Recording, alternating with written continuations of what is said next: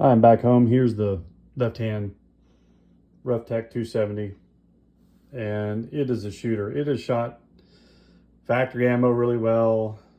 It's doing great with hand loads.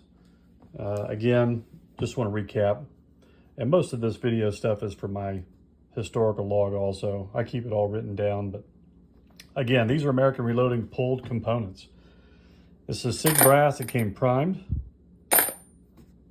I think Alabama Reloader said he believes that CCI primers, which is fine. I've got those. Nothing special about this Sierra bullet. They call it the Marksman Hunter. I call it the Hollow Point Bowtail Game King because that's what it's been ever since the 80s when I started using it. However, let me qualify something. I've loaded them several times. I've never taken a deer with them. In fact, I don't know that I've ever taken a deer with a Sierra bullet. I've had a lot of fun loading them. I've had good accuracy, but I just don't recall. And unfortunately, in that regard, I've taken a lot of deer. Here's the fired SIG brass in the Roughtech. And here's the fourth and final target. It's just repeated itself time and time again. I started off with 5-shot groups, then 4-shot, and then these are the final 3. Again, this is that prime brass right there. It's all pulled. And I did neck size it with a neck sizing die, put it over the turn mandrel. 54 grains, IMR 4350. The cartridge overall length is 3.265. I do base to ogive almost always until it's a real random bullet like this with a different type of ogive. I'm less concerned about the base to ogive on those. And here it is again with the federal brass. So, I mean, it's just doing really well. I'd like it to be tighter, but I actually grew up in Alabama, and back then in the 80s, the biggest question was, can you cover it up with a dime? So there's your dimes right there. You can see how well they're doing. And the velocities are on par with each other. They're not great ESs. I like ESs to be around no more than 15. That's what I strive for. But, you know, you get what you pay for. And this stuff was cheap. I'm telling you, it was cheap. And I got a ton of it. I think I got 6 more boxes of this and 6 more boxes of this, maybe 7. But again, when I was checking out, it threw on an additional discount. So now here's the kicker. When I worked at the gun store in Tucson, I stocked up on IMR 4350 and IMR 4831. Back then, these were the powders for just about everything.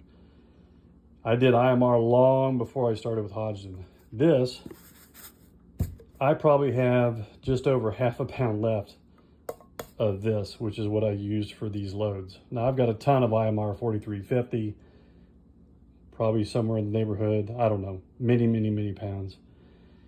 So I'm okay that way. I just have to duplicate the velocity, but I think I purchased this can in 1990, along with about 20 other cans that I've all burned through over the years.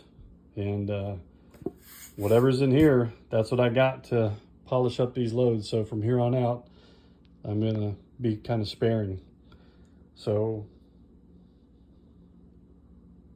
I think that this is the rifle. Now, when my wife and I go for opening day in Alabama, that morning, we're both taking our stainless 6.5 Creed Tikka super lights. And in the afternoon, I'll take this 270. The rest of the deer season, I'm only hunting with something in the form of 270 Winchester short mag long, my 270 7 PRCs, and good old 270 Winchesters.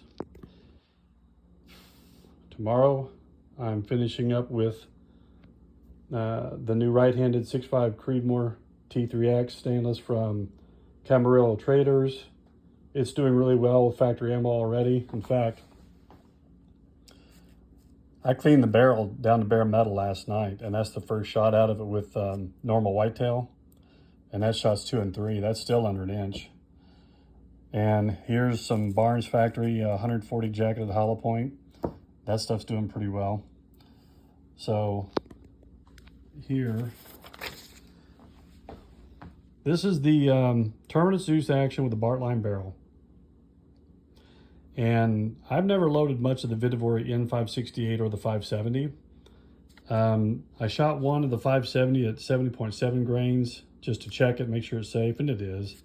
And that's the one shot with 69.6 grains of N568 just to see if it was safe. And then I did 3 shot groups here. So that's 3 with that, and it's slow. This is a 7 mag with 180 grain Berger VLD. New Peterson brass. I'm sorry, it's not new. It's once fired in this chamber, and it grew so much I only neck sized it. But there you go. Let's put the dimes on there.